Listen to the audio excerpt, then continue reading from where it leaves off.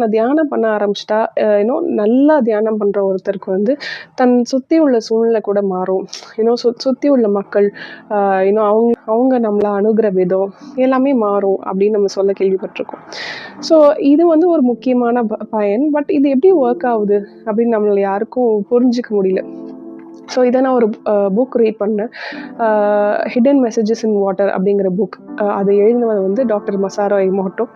அவர் வந்து ஒரு எக்ஸாம்பிள் கொடுத்துருக்காரு, ஒரு எடுத்துக்காட்டு கொடுத்துருக்காரு. அதில் வந்து டாக்டர் ஷில்ரேக் அப்படிங்கிறவர் ஒரு வார்த்தையை யூஸ் பண்ணுறாரு. அதாவது மார்பிக் ரெசனன்ஸ் அப்படிங்கிற வார்த்தையை யூஸ் பண்ணுறாரு. மார்பிக் ரெசனன்ஸ் அப்படின்னா என்ன அப்படின்னா ஒரு ஒரு ஸ்பீசிஸ், அதாவது ஒரு வகையான உயிரினங்களுக்கு மொத்தமாகவே ஒரு கலெக்டிவ் மெமரி இருக்குது, அதாவது ஒரு ஒருங்கிணைந்த ஞாபகம் இருக்குது அப்படிங்கிறத அவர் கண்டுபிடிச்சிருக்காரு.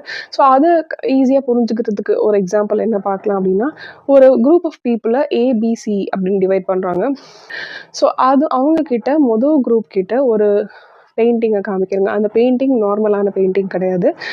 அதாவது அதில் வந்து ஒரு ஹிடனான ஒரு ஒரு அந்த பெயிண்டிங்கில் ஒரு மறைஞ்சிருக்கு ஒரு விஷயம்.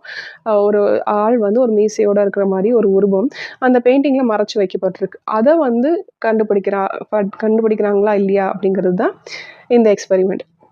ஸோ அதில் குரூப் ஏ பீப்புள் கிட்ட அந்த பெயிண்டிங் காட்டும்போது அவங்களால கண்டுபிடிக்க முடியல. ஆனால் குரூப் ஏ கிட்ட சொல்லிட்டாங்க இதுதான் அந்த பெயிண்டிங்கில் இருக்கிற விஷயம் அப்படின்னு. அடுத்ததாக குரூப் பி கிட்ட போகும்போது குரூப் ஏயை விட பெட்டராக பர்ஃபார்ம் பண்ணாங்க. அவங்கள சில பேர் கண்டுபிடிக்க முயற்சி பண்ணாங்க.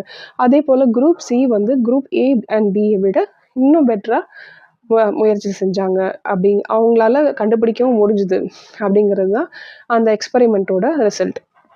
ஸோ இது மூலமாக நம்ம என்ன சொல்ல வராங்கன்னா, இப்போ ஃபேமிலி ஒன்றா இருக்காங்க, அவங்க ஒரே மாதிரி பிஹேவ் பண்ணுறாங்கன்னா அது வந்து வெறும் டிஎன்ஏ காமனாக இருக்கிறதுனால மட்டும் இல்லை அப்படின்னும், அவங்களுக்குள்ள ஒரு கலெக்டிவான ஒரு ஞாபகம் இருக்குது, அவங்களுக்குள்ள ஒரு ஒருங்கிணைந்த ஞாபகம் இருக்குது அப்படின்னு சொல்ல வராங்க.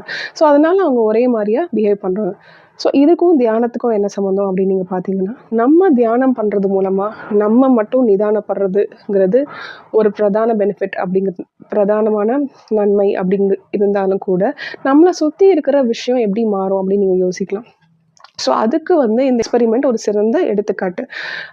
அதாவது நம்ம தியானம் பண்ணுறது மூலமாக நம்ம மட்டும் நிதானம் அடையாமல் நம்ம சுற்றி இருக்கிறவங்களையும் இந்த மார்பிக் ரெசனன்ஸுங்கிற மூலமாக கண்டிப்பாக இன்ஃப்ளூயன்ஸ் ஆகிறாங்க.